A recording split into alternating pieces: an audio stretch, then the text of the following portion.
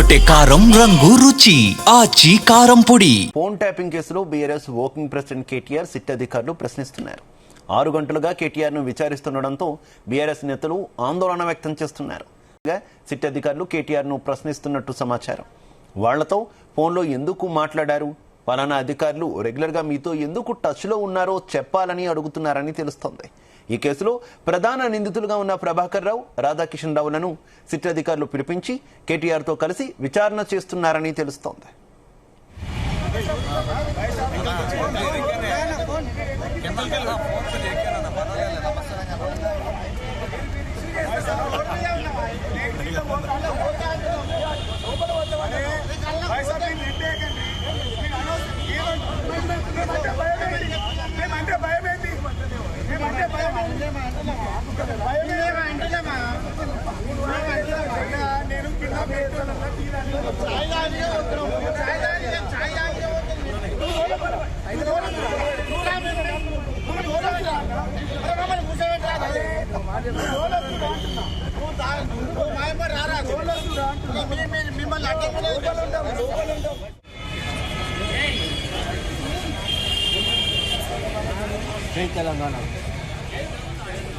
Phone tapping కేసులో BRS working president KTR ను SIT అధికారులు ప్రశ్నిస్తున్నారు. 6 గంటలుగా కేటీఆర్ ను విచారిస్తుండటంతో బీఆర్ఎస్ నేతలు ఆందోళన వ్యక్తం చేస్తున్నారు.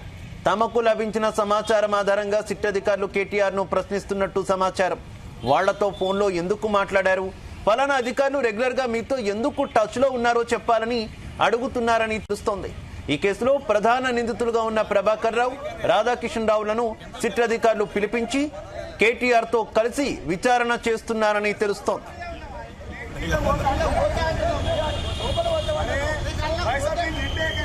ఇదే విషయానికి సంబంధించి మరింత సమాచారం మా crime bureau chief Raviteja live ద్వారా అందిస్తారు. రవితేజ, 11 గంటలకు లోపలికి వెళ్ళినటువంటి కేటీఆర్ సుమారు 5 కావస్తా ఉంది.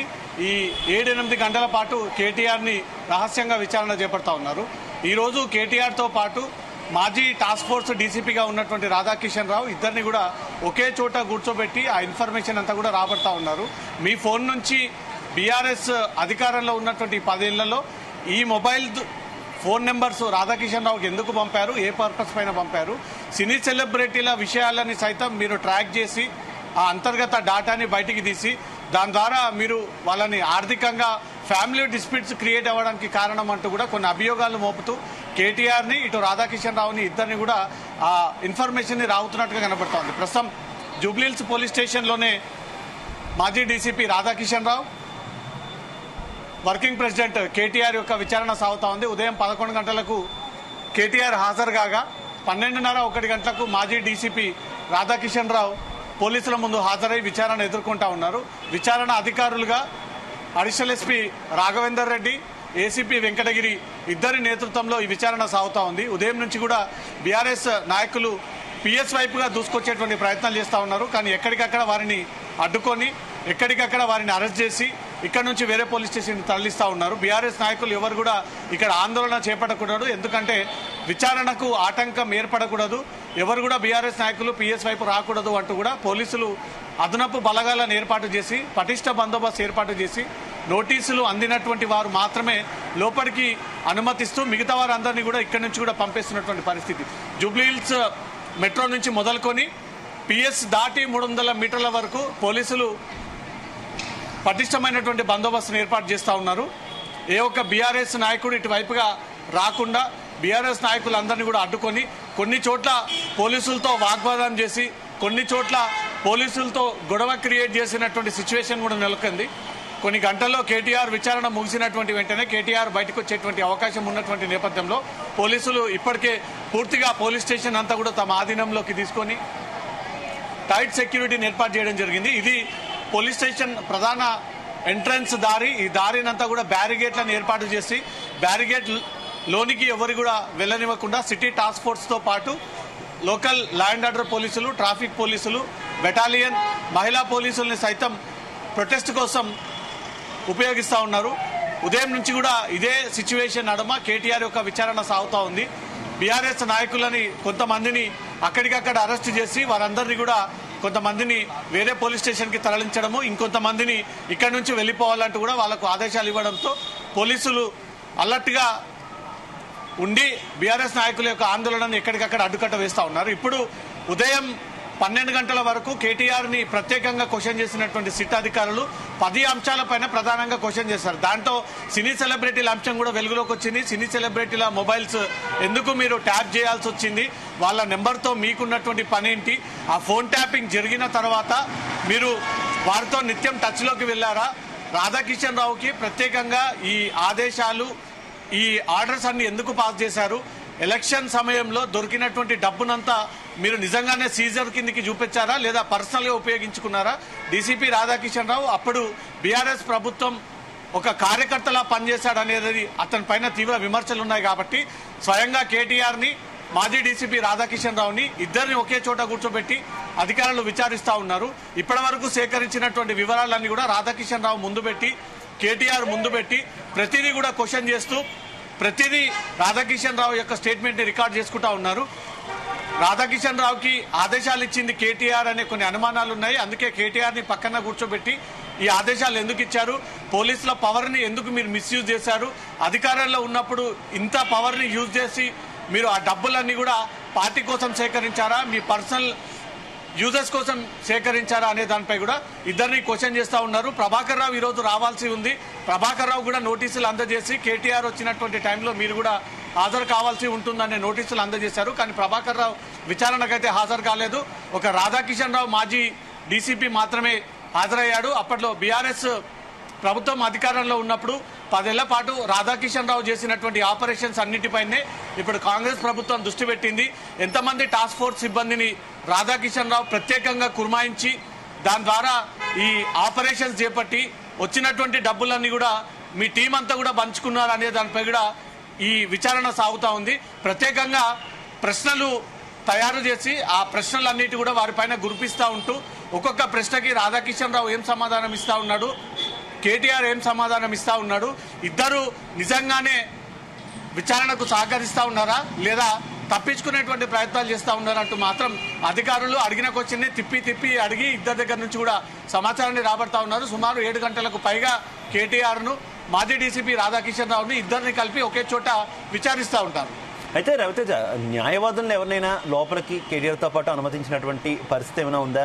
ఎందుకు కార్యకర్తలు అంత తీవ్ర ఆందోళన వ్యక్తం చేస్తున్నటువంటి పరిస్థితి? మొన్న హరీష్ రావు విషయంలో కూడా అలానే ఆందోళన చెందారు. కాకపోతే ఆయన రాత్రికి బయటకు వచ్చేసినటువంటి సిచ్యువేషన్ కదా, ఏం జరుగుతుంది అనుకో?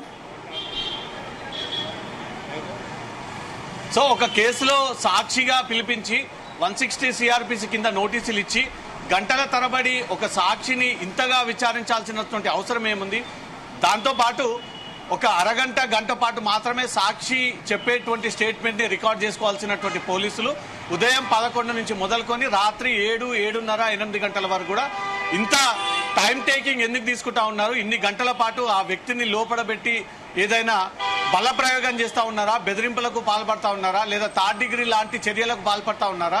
ఇంతగానం ఎందుకు ఒక సాక్షిని వేధింపులకు గురి చేసి కూర్చోబెట్టి పదే వేధించి అతని దగ్గర నుంచి బలవంతమైనటువంటి స్టేట్మెంట్ తీసుకుంటా ఉన్నారనే దానిపై కూడా కార్యకర్తలకు కొంత అనుమానాలు ఉన్నాయి. దానికోసమే అప్పుడప్పుడు వచ్చి కార్యకర్తలంతా కూడా ఆందోళన వ్యక్తం చేస్తూ ఉన్నారు. ఒక గంట స్టేట్మెంట్ సరిపోయే దానికి 8-9 గంటల పాటు ఆ వ్యక్తిని ఎందుకు విచారించాల్సి వస్తుంది? ఆ కేసులో స్టేట్మెంట్ సాక్షి అని పోలీసులే నోటీసులు ఇచ్చి ఒక సాక్షిని 7-8 గంటల పాటు ఎందుకు విచారణ చేపడతా ఉన్నారు? దీనిపైన మాకు అనుమానాలు ఉన్నాయి. ఈ సాక్షి విచారణ పేరుతో పిలిపించి ఆ ఇన్ఫర్మేషన్ అంతా కూడా రాబట్టి మళ్ళీ తర్వాత ఇవే వ్యక్తులని అక్యూజ్డ్ కిందకి మార్చి అరెస్ట్ చేసేటువంటి అవకాశాలు ఉన్నాయి. కాబట్టి వారికి ఉన్నటువంటి అనుమానాలన్నీ దృష్టిలో పెట్టుకొని బీఆర్ఎస్ క్యాడర్ అంతా కూడా ఒక్కరొక్కరుగా వచ్చి ఆందోళన వ్యక్తం చేస్తూ కేటీఆర్ ఆరోగ్య పరిస్థితి ఎలా ఉంది, లోపల ఏం జరుగుతూ ఉంది, టైంకి ఫుడ్ అందిస్తున్నారా లేదా, అనారోగ్యపరమైనటువంటి సమస్యల పైన పోలీసులు ఫోకస్ చేస్తూ ఉన్నారా లేదా, టైంకి ఆ మెడిసిన్స్ అందజేస్తూ ఉన్నారా లేదా, వాళ్ళ కుటుంబ సభ్యులకైనా కనీసం ఏం జరుగుతుందని ఒక సమాచారం ఇస్తున్నారా లేదా, పార్టీ క్యాడర్కైనా ఇన్ఫర్మేషన్ ఇస్తున్నారా లేదా అని తెలియడం కోసమే వారు వచ్చి నిత్యం ప్రయత్నాలు చేస్తున్నప్పటికీ ఎవరిని కూడా లోపలికైతే అనుమతించట్లేదు. ఒక కేటీఆర్ ఇన్వెస్టిగేషన్ డీసీపీ రాధాకిషన్ రావుతో కలిసి ఇద్దరిని ఒకే దగ్గర కూర్చోబెట్టి ఈ కేసు విచారణ సాగిస్తూ ఉన్నారు. ఇది మొదటిసారి ఒక కేసులో నిందితుడిని ఓ కేసులో అనుమానితుని ఇద్దరిని పిలిచి ఒకే చోట కీలకమైనటువంటి వ్యక్తులు ఉన్నటువంటి వారిని క్వశ్చన్ చేస్తా ఉన్నారు. కాబట్టి సిట్ గత 2 ఏళ్లలో కొత్తగా ఫామ్ చేసినటువంటి టీం మెంబర్స్ మొట్టమొదటిసారి ఒక కేసులో ఉన్నటువంటి నిందితుడు పోలీస్ అధికారి బీఆర్ఎస్ పార్టీలో కీలకమైనటువంటి వ్యక్తి కేటీఆర్ ఇద్దరిని ఒకే దగ్గర కూర్చోబెట్టి ఆ ఇన్ఫర్మేషన్ ని రాబట్టి ప్రొసీడ్ అయ్యేటువంటి అవకాశాలు కనబడతా ఉన్నాయి. ఒక పక్క బీఆర్ఎస్ రాజకీయ కక్షలో భాగంగా ఇస్తున్నటువంటి నోటీసులు అంటా ఉన్నారు. కానీ పోలీసులు మాత్రం కేటీఆర్ నోరు విప్తే సినిమా సెలబ్రిటీలు, చాలా మంది నేరగాళ్లు, చాలా మంది రాజకీయ నాయకులు, చాలా మంది వ్యాపారవేత్తలు, రియల్ ఎస్టేట్ వ్యాపారులు, తెలంగాణలో ఉన్నటువంటి చాలా మంది పొలిటికల్ లీడర్ల యొక్క డొంక కదులుతుంది అనే ఒక ఉద్దేశంతో ఈ నోటీసులు ఇచ్చి విచారణ జరుపుతా ఉన్నామంటూ మాత్రం సిట్ అధికారులు చెప్తా ఉన్నారు. కేటీఆర్ విచారణ ముగిసిన తర్వాత మొన్న హరీష్ రావు సేమ్ హైదరాబాద్ పోలీసులు ఎలా ప్రెస్ నోట్ రిలీజ్ చేశారో కేటీఆర్ విషయంలో కూడా నోట్ రిలీజ్ చేసి ఉదయం నుంచి సాగినటువంటి విచారణ వివరాలన్నీ కూడా దాంట్లో మెన్షన్ చేసి ఆ నోట్ రిలీజ్ చేసేటువంటి అవకాశం ఉంది. శివ, అయితే తర్వాత ఎవరిని విచారణకు పిలిచే అవకాశం ఉంది? దీనికి సంబంధించి ఇప్పటికే రకరకాల ఊహాగానాలు పిలుస్తున్నాయి కదా. హరీష్ రావు అయిపోయారు, కేటీఆర్ అయిపోయారు, నెక్స్ట్ టార్గెట్ కేసీఆర్ అనేటటువంటి వార్తలు ఎక్కువగా గుప్పమంటున్నాయి. బీఆర్ఎస్ కార్యకర్తలను కూడా ఆందోళనకు గురి చేస్తున్న సిచ్యువేషన్ కదా. ఆ ఛాన్స్ ఉందనుకోవచ్చా రవితేజ? స్టెప్ బై స్టెప్ గా ఇన్వెస్టిగేషన్ అధికారులు కింది స్థాయి నుంచి మొదలుకొని పై స్థాయి వరకు ఎవరెవరున్నారు ఈ ఫోన్ ట్యాపింగ్ కేసులో, ఎవరెవరిపైన ఆరోపణలు వచ్చాయి. ఎందుకంటే ఎమ్మెల్యే కొనుగోలు కేసులో నేరుగా అక్కడ జరిగినటువంటి తతంగాన్ని అంతా కూడా అప్పటి మాజీ ముఖ్యమంత్రి కేసీఆర్ ప్రగతి భవన్ కి తీసుకొచ్చి 70mm డిస్ప్లే పెట్టి దాని ద్వారా అక్కడ జరిగినటువంటి కొనుగోలు వ్యవహారాన్ని అంతా కూడా డిస్ప్లే చేయించి చూపించినటువంటి విధానం పైన కూడా ఆ బాధితుడు నందకుమార్ ఖచ్చితంగా కేసీఆర్ ఇన్వాల్వ్మెంట్ ఉంది, కేసీఆర్ చెప్పడం కారణంగానే ఎమ్మెల్యే కొనుగోలు కేసుకి లింక్ అయి ఉంది, అతను చేసినటువంటి ఆపరేషన్ ఇది కావాలని చేసినటువంటి ఎపిసోడ్ అనే దానిపై కూడా గతంలోనే అనుమానాలు వ్యక్తమయ్యాయి. కాబట్టి మొదట నవీన్ రావు, తర్వాత తండ్రి కొండలరావు, తర్వాత మాజీ మంత్రి హరీష్ రావు, ఈరోజు కేటీఆర్, ఆ తర్వాత కేసీఆర్ ని సైతం ఫోన్ ట్యాపింగ్ కేసులో నోటీసులు ఇచ్చి కేసీఆర్ ని సైతం సిట్ అధికారులు విచారణకు పిలిపించేటువంటి అవకాశం ఉంది. గతంలో కూడా కేసీఆర్ దీనిపైన రెస్పాండ్ అయినటువంటి విషయమే.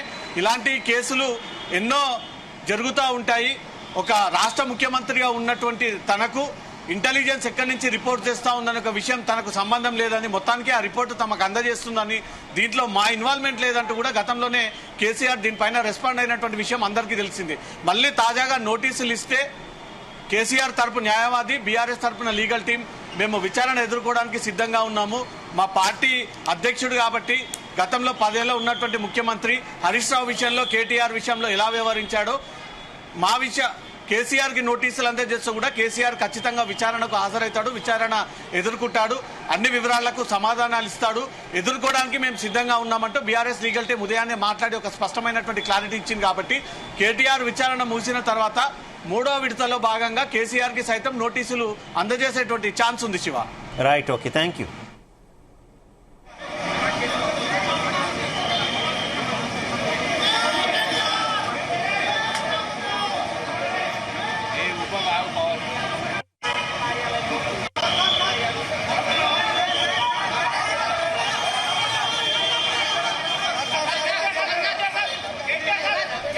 గుమగుమల వంటలే వంటలే తెరకొట్టే కారం రంగు రుచి ఆచి కారం పొడి.